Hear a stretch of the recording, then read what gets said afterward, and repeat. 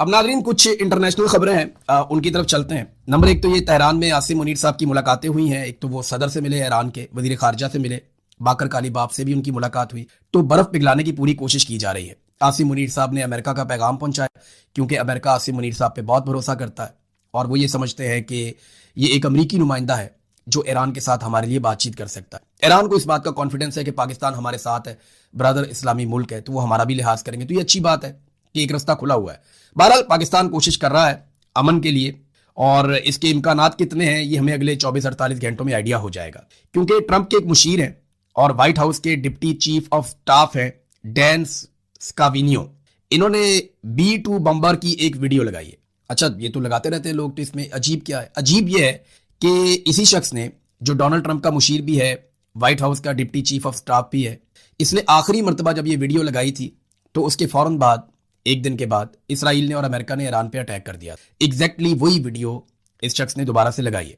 और मैंने आपको पहले बताया कि अमेरिका में बहुत सारे लोगों ने अपनी छुट्टियां और तकरीबात और अपनी मसरूफियात मनसूख की हैं, इस डर से कि बहुत जल्द अमेरिका को हमले का एक और राउंड करना पड़ सकता है। पाकिस्तान के साथ साथ कतर भी कोशिश कर रहा है, ओमान भी कोशिश कर रहा है। इन दोनों ममालिक के वज़ीर खारजा भी राब्ते में है अब्बास अरागची से, और ये सब कोशिश कर रहे हैं कि कुछ ना कुछ करके बीच का रास्ता निकल आए।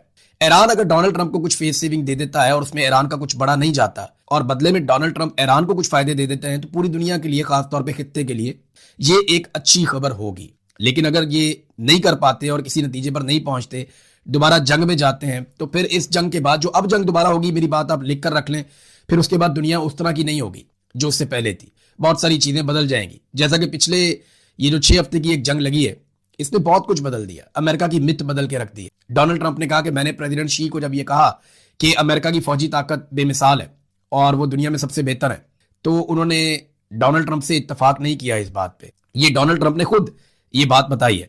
उधर आबनाए हुर्मुज़ को काफी हद तक नॉर्मलाइज कर दिया ईरान ने। 24 घंटों में ईरान के बकौल 25 बहरी जहाज वहां से गुजरे, और ये सारे बहरी जहाज नए कवायदो ज़वाबित के तहत वहां से गुजरे, तो वो भी चीजों को नॉर्मलाइज कर रहे हैं। इसराइल की फ्रस्ट्रेशन बढ़ रही है। वजह यह है कि इसराइल को लड़ाई चाहिए और वो मुकम्मल तबाही या कंट्रोल चाहते हैं ईरान पे, क्योंकि उन्हें ये पता है कि ईरान ही वो वाहिद मुल्क है जो मुस्तकबिल में इसराइल की जो एक्सपेंशन का एक प्रोग्राम है, या वो चाहते हैं कि अपने मुल्क को तोसी दें, अपनी सरहदों को बाहर दूर तक लेकर जाएं, तो वो उसको रोकने के रास्ते में बड़ी रुकावट फिलहाल इस वक्त तो ईरान है। तो वो नहीं चाहते कि ईरान इसी सूरत में बच जाए किसी डील के नतीजे में, तो उन्हें तो लड़ाई चाहिए। तो उनकी फ्रस्ट्रेशन बढ़ रही है, और वो क्या करती है आने वाले दिनों में उस पर हम नजर रखेंगे। पाकिस्तान में थोड़ा सा वापस आपको लेकर जाता हूं, 2-4 खबरें हैं। एक तो यह है कि हरीपुर में एहतजाज करने वाले ख्वाजा सराओं पर पुलिस ने तशद्दुद किया। हुकूमत ने पाबंदी लगा दी उनके नाचने पे। ना उनके पास कोई नौकरियां हैं, ना उनके पास कोई बुनियादी हुकूक हैं। ख्वाजा सरा का हर कोई मजाक उड़ाता है, उन्हें परेशान करते हैं, वो किधर जाएं? वो बेचारे रक्स करते हैं, अपना एक उनका कल्चर है, वो दिखा के वो जो उनसे होता है वो 4 पैसे कमा लेते हैं। लेकिन उनके ऊपर पाबंदियां लगाई, वो एहतजाज कर रहे थे, पुलिस ने उनको बहुत मारा, बड़ी ज्यादती की। अब ये ब्रूटैलिटी जो है ये बहुत नामुनासिब है। खैबर पख्तूनख्वा हुकूमत जो है उसे इस सारे मामले के ऊपर ना सिर्फ एक्शन लेना चाहिए, बल्कि जिन लोगों ने तशद्दुद किया उनको इबरत का निशान बनाना चाहिए। और अगर वो ये नहीं करते तो फिर खैबर पख्तूनख्वा की हुकूमत भी इस जुर्म में बराबर की शरीक है। ये मासूम लोग हैं, आप इनको क्यों मारते हैं, इनके साथ क्यों ज्यादती करते हैं? नहीं करनी चाहिए। ख्वाजा आसिफ ने एक स्टेटमेंट दिया, मैं जाते जाते आपको बता दूं, ताकि जो यूएई से डिपोर्ट होने वाले पाकिस्तानी हैं उन्हें पता चल जाए कि वो क्यों डिपोर्ट हो रहे हैं। तो ख्वाजा आसिफ ने कहा कि यूएई में जितने भी पाकिस्तानी हैं वो सारे कोई इमाम मस्जिद नहीं है। इनमें वो कह रहे हैं जिन लोगों को निकाला है उनमें जराइम पेशा भी हैं और भिखारी टाइप के लोग भी हैं, तो सारे इमाम मस्जिद तो नहीं है, और ये यूएई का हक है कि वो इन पाकिस्तानियों को यूएई से निकाले। ये ख्वाजा आसिफ जो पाकिस्तान के वजीर दिफा है उनका स्टेटमेंट है नेशनल टीवी के ऊपर। और मैंने आपको बताया था पाकिस्तान की मिलिट्री एस्टेब्लिशमेंट ने, खासतौर पे आईएसआई ने बुलवाया कुछ सहाफ़ियों को, कुछ को धमकाया, कुछ को समझाया, कुछ को लालच दिया, कुछ को कोई और बात समझाई, तो उन्हें अलग अलग टारगेट दिए गए थे। और मैंने आपको ये भी बताया था कि ये दर्जनों सहाफ़ी हैं जिनके साथ अलग अलग और बाज़ के साथ 2-2 करके भी मुलाकातें की गई हैं। अब आपको इसका असर नजर आना शुरू हो जाएगा, क्योंकि मार्केट में नया चूरन लॉन्च होने वाला है। जो चूरन लॉन्च किया जाएगा, वो जो टारगेट दिए गए हैं चंद बड़े सहाफियों को, और इनमें चंद ऐसे भी हैं जो पाकिस्तान के मौजूदा निज़ाम को गलत करार देते रहे, कुछ ऐसे भी हैं जो इलेक्शन को जाली करार देते रहे, कुछ ऐसे भी हैं जो इमरान खान के साथ होने वाली ज्यादतियों पर थोड़ी बहुत आवाज उठाते रहे। लेकिन अब वो सहाफी एक नया चूरन बेचेंगे। वो चूरन मेरे सामने आ गया, मैं आपको बता देता हूं। ये खबरें आपको आने वाले दिनों में मिलने वाली हैं। एक तो आपको आने वाले दिनों में बताया जाएगा जी पेट्रोल के नए जखायर के ऊपर काम हो रहा है और पाकिस्तान में पेट्रोल निकलने वाला है, क्योंकि मिलिट्री एस्टेब्लिशमेंट ने इन सहाफियों को यह कहा है कि तुम जाओ और जाकर मार्केट के अंदर उम्मीद फैलाओ।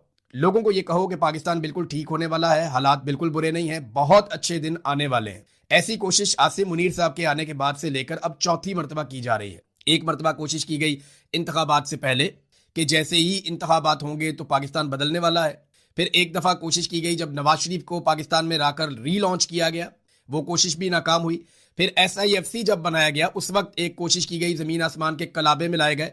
और फिर इंडिया पाकिस्तान की जब लड़ाई हुई तो उसके बाद फिर से एक कोशिश की गई, और अभी हाल ही में एक कोशिश की गई डोनाल्ड ट्रंप ने जब तारीफ की आसिम मुनीर की। तो ये लगभग 4 मरतबा पहले कोशिश हो चुकी है और 5वीं मरतबा दोबारा से आपको बड़े पैमाने पर मार्केट में चूरन बेचने की कोशिश की जाएगी। नंबर 1 जनाब, जो चीजें उनको दी गई हैं सहाफियों को, एक तो पेट्रोल के नए जखायर, ये अभी थोड़े दिनों में आप खबरें सुनेंगे। मादनियात जनाब पाकिस्तान में बहुत मिल रही हैं, गेम चेंजर बनने वाली हैं। ये भी आपको बताया जाएगा कि जनाब रेयर अर्थ मिनरल्स पाकिस्तान में मिल गए हैं। हालांकि उनकी हकीकत क्या है, रेयर अर्थ मिनरल क्या होते हैं, वो किस तरह काम करते हैं, कहां काम आते हैं, पाकिस्तान कहां खड़ा है, पूरा एक वीलॉग बना के आपको बता देता हूं। दुनिया में बहुत सारे लोग जानते ही नहीं है कि रेयर अर्थ मिनरल्स क्या है। ये मैं आपको अगले वीलॉग में बताऊंगा, ये बहुत इंपॉर्टेंट है। मैंने इस पे 6-7 दिन काम किया है। ये चीजें एक आधे वीलॉग में आपके सामने में रखूंगा। बैरूनी सरमायाकारी बहुत बड़े पैमाने पर आने जा रही है। ये भी सहाफियों को दावा किया गया कि आप ये वाला मंजन भी बेचें जाकर। गैस के जखायर मिल रहे हैं, पाकिस्तान के लिए नए रास्ते खुल रहे हैं। पाकिस्तान यहां से जाएगा चाइना, पाकिस्तान रशिया जाएगा, सेंट्रल एशिया में जाएगा, अफगानिस्तान के रास्ते खुल जाएंगे, ईरान के रास्ते खुल जाएंगे, पाकिस्तान तुर्की और यूरोप तक पहुंच जाएगा और ट्रेनें चल जाएंगी। ये सारी चीजें आपको आने वाले दिन में पाकिस्तानी मीडिया के अंदर बताई जाएंगी। और ये पाकिस्तान के ना सिर्फ इलेक्ट्रॉनिक मीडिया पे बताई जाएंगी बल्कि सोशल मीडिया पे भी बताई जाएंगी। कुछ दिफाई मुआहदों का बड़ा ढोल पीटा जाएगा। आपको ये भी बताया जाएगा कि जनाब पाकिस्तान अपने तैयारे और हथियार बेचने जा रहा है। ये कुछ अर्सा पहले भी चूरन बेचा गया, दोबारा इसको रीलॉन्च किया जाएगा। आलमी सतह पे कुछ इदारों से राब्ता किया गया है, कुछ रिपोर्टें भी छपवाई जाएंगी और ये जून के महीने में और जुलाई के महीने में बहुत शिद्दत से किया जाएगा ताकि अवाम को यह बताया जाए कि पाकिस्तान तो बहुत ठीक सिमत में जा रहा है, लेकिन हकायक इसके बिल्कुल बरअक्स है। हकायक क्या है वो मैं आपको पहले बता देता हूं ताकि हकायक साथ साथ आपके सामने रहे। ये बड़ी वारदात है, ये अंदर की खबर है जो मैं आपको दे रहा हूं और मैंने आपको इससे पहले बताया था, किसी ने भी उसकी तरदीद नहीं की बल्कि बहुत सारे और सहाफियों ने बाद में तस्दीक कर दी कि बाकायदा पाकिस्तान के जर्नैलों ने, मिलिट्री एस्टेब्लिशमेंट ने ISI के दफ्तर में बुलाकर पाकिस्तानी सहाफियों को धमकाया और उनको वार्निंग दी है और कुछ को जो है वो लालच वालच दिया, कुछ को ये कहा कि आप हमारे साथ चलें मामला ठीक हो जाएंगे, कुछ को ये बताया नहीं हम बहुत अच्छा काम कर रहे हैं। तो अलग अलग तरह के लोगों को अलग अलग तरीके से हैंडल किया गया है। अब जरा आप देखेंगे हकीकत क्या है। हकीकत ये है जो बताया जा रहा है वो तो मैंने आपको बता दिया और जो आपको चूरन बेचा जाएगा वो भी मैंने आपको बता दिया। हर दफा कौम को जब भी चूरन बेचा जाता है ना तो पाकिस्तानी कौम को कुछ नहीं मिलता, जो मिलता है पाकिस्तान के जर्नैलों को मिलता है या पाकिस्तान के अंदर बैठे हुए माफियाज को मिल जाता है जो पाकिस्तान की मिलिट्री एस्टेब्लिशमेंट के साथ हमेशा बनाकर रखते हैं और उनके साथ मिलकर कार्रवाइयां डालते हैं। देखिए इस वक्त एक नया डाटा मिफ्ता इस्माइल साहब ने भी इसको शेयर किया, बाकी लोग भी शेयर कर रहे हैं। इस डाटा के मुताबिक अगर पाकिस्तान में आप गुर्बत की शरह को 8,500 रुपए कमाने वाले शख्स के ऊपर फिक्स कर दें कि जो आदमी 8,500 रुपया महाना कमाता है, मुझे बताया कि एक घर वालों का गुजारा 8,500 में हो सकता है, आज तो 30,000 में गुजारा नहीं हो रहा। तो 8,500 रुपए से कम आमदन वाले जो पाकिस्तान में हैं वो 30% हैं। अब आप अंदाजा कर लीजिए कि गुर्बत कहां पहुंच। अगर इसको आप 10,000 पे ले जाएं तो ये 35% हो जाएंगे, अगर आप इसको 15,000 पे ले जाएं तो ये उससे ज्यादा हो जाएंगे और अगर आप इसको 30,000 पे ले जाएं तो इनकी तादाद तो 60% तक पहुंच जाएगी। तो पाकिस्तानियों का तो इन्होंने बेड़ा गर्क करके रख दिया है। ये है हकीकत जो मैं आपके सामने रख रहा हूं। ताजिरों ने एक प्रेस कॉन्फ्रेंस की है और वो ये कहते हैं कि बाजारों में जो खरीदो फरोख्त है वो 70% तक कम हो चुकी है। यही तो वजह है कि हुकूमत टैक्स इकट्ठा नहीं कर पा रही। कोई चीज बिकेगी तो उसके ऊपर टैक्स हुकूमत के पास जाएगा ना। जितना पैसा सर्कुलेट करेगा, चीजें बिकेंगी, खरीदी जाएंगी, उतनी दफा हुकूमत के पास टैक्स जाएगा। जब चीजें बिक नहीं रही, कारोबार ही नहीं हो रहा, लोग खरीदो फरोख्त कर ही नहीं रहे, उनकी कमर टूट गई है, तो फिर हुकूमत के पास पैसा कैसे जाएगा। तो फिर हुकूमत ने पैसा ऐंठने के लिए जो तरीकाकार बनाया वो कभी पेट्रोलियम के ऊपर लेवी लगाते हैं, आगे बताता हूं मैं आपको। बहरहाल पहले आप जो ऑल पाकिस्तान अंजुमन ताजरान के जो सदर हैं अजमल बलोच, उन्होंने इस्लामाबाद में आकर ताजर तंजीमों के रहनुमाओं के साथ एक प्रेस कॉन्फ्रेंस की तंग आकर, और उन्होंने कहा कि 70% कमी आ चुकी है बाजारों में खरीदो फरोख्त में। 70%। 12 करोड़ शहरी कुव्वते खरीद से महरूम हो चुके हैं। ये सिर्फ हम नहीं कह रहे, ये IMF कह रहा है। हमने 70 साल तारीख में कभी इतनी मुश्किलात नहीं देखी जितनी मुश्किलात हम अब देख रहे हैं। ये ताजरों ने असल कहानी आपको सुनाई, लेकिन जो सहाफी मिलकर आए हैं वो आपको कोई और वारदात डालेंगे। आपको पहले से पता हो कि आपको कौन सा चूरन बेचा जाएगा। मैं बात कर रहा था लेवी के ऊपर, तो जनाब लेवी की मद में अवाम की जेबों से 4,000 अरब रुपए से ज्यादा की वसूलियां की जा चुकी हैं। यानी 2022-23 में जब ये हुकूमत बनी तो इन्होंने 580 अरब रुपए वसूल किए थे। फिर जनाब 23-24 के अंदर इन्होंने 1,019 अरब रुपए वसूल किए। फिर 24-25 में 1220 अरब रुपए वसूल किए और 25-26 के पहले 9 महीनों में इन्होंने 1205 अरब रुपए वसूल कर लिए। आप अंदाजा करें कि लेवी की मिकदार और अवाम की जेबों पर डलने वाला जो डाका है उसकी मिकदार में इजाफा ही होता चला जा रहा है।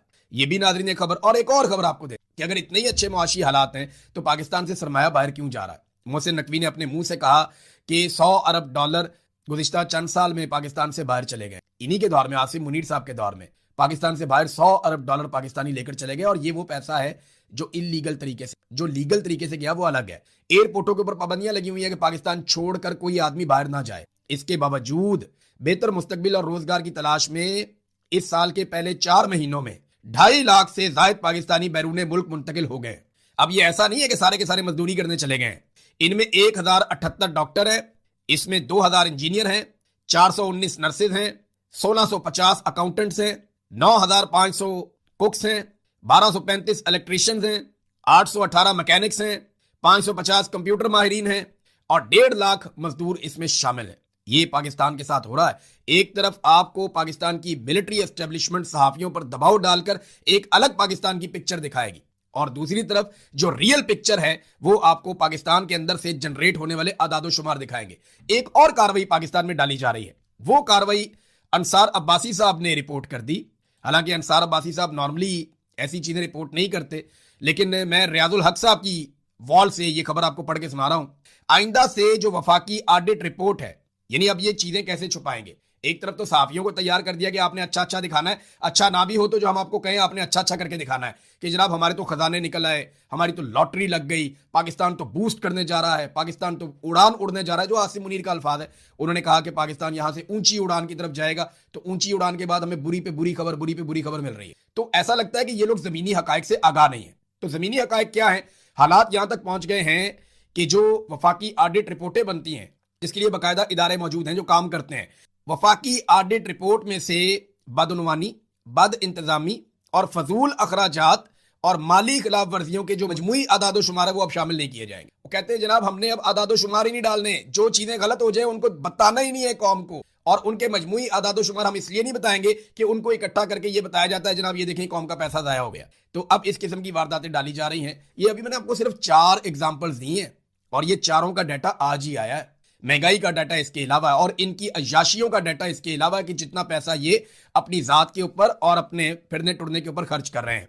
तो सिर्फ ये टारगेट नहीं दिया गया सहाफियों को। आप हैरान हो जाएंगे, कुछ सहाफी जो जमहूरियत के लिए आवाज उठाते थे, आजादी इज़हार राय के लिए आवाज उठाते रहे हैं, आइंदा भी उठाते रहेंगे, लेकिन उनके ऊपर बड़ा शदीद दबाव है, उनसे कोई इख्तलाफ नहीं है, उनसे कोई गुस्सा नहीं है। लेकिन मामला यह है कि पाकिस्तान की मिलिट्री एस्टेब्लिशमेंट उन पर दबाव डाल रही है। अब यह साबित करने की भी कोशिश की जाएगी कि इमरान खान ही तरक्की का दुश्मन है जनाब, और वो जमहूरियत के खिलाफ है और गैर जमहूरी और गैर सियासी आदमी है। ये भी आप आने वाले दिनों में सुनेंगे कि इमरान खान बात करने के लिए तैयार नहीं है, इमरान खान मुज़ाकरात करने के लिए तैयार नहीं है, इमरान खान गैर जमहूरी आदमी है, इमरान खान सबको जेलों में डालना चाहता है, इमरान खान ने सबको धमकियां दी। भाई जलसों के अंदर सारे पॉलिटिकल लीडर एक दूसरे को धमकियां देते हैं। शहबाज शरीफ ने कहा था कि मैं जरदारी को सड़कों पर घसीटूंगा, नहीं तो मेरा नाम शहबाज शरीफ नहीं है। तो क्या उसने सड़कों पर घसीट दिया?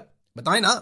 फजल रहमान ने इमरान खान को यहूदी एजेंट कहा, तो क्या वो मुंह पे आके कह सकता है? तो इमरान खान साहब ने गो के बहुत सारी ऐसे बातें की जिनसे आपको इख्तलाफ हो सकता है, लेकिन तमाम पॉलिटिकल लीडर ये बातें अवाम के सामने जलसों में करते हैं और इलेक्शन के दिनों में ज्यादा करते हैं, तहरीक के दिनों में ज्यादा करते हैं। लेकिन सिर्फ इमरान खान को पिन पॉइंट किया जाएगा कि जनाब ये आदमी कसूरवार है। हालांकि मैं कुछ फैक्ट्स आपके सामने रखता हूं। इमरान खान इलेक्शन जीता हुआ है और उसका मैंडेट आसिम मुनीर साहब ने छीनकर बाकी पॉलिटिकल पार्टीज को दे दिया है। नंबर 2, कई बार मुज़ाकरात में इमरान खान धोखा खा चुका है।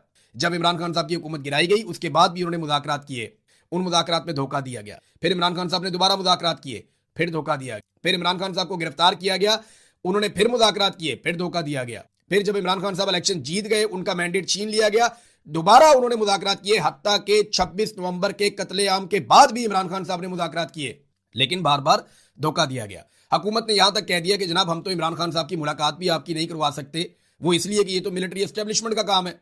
तो इसको समझिए कि इमरान खान बार बार मुज़ाकरात के लिए कहता है और आज की तारीख में भी इमरान खान ने अल्लामा राजा नासिर अब्बास और महमूद खान अचकजई को मुज़ाकरात का मैंडेट दिया हुआ है।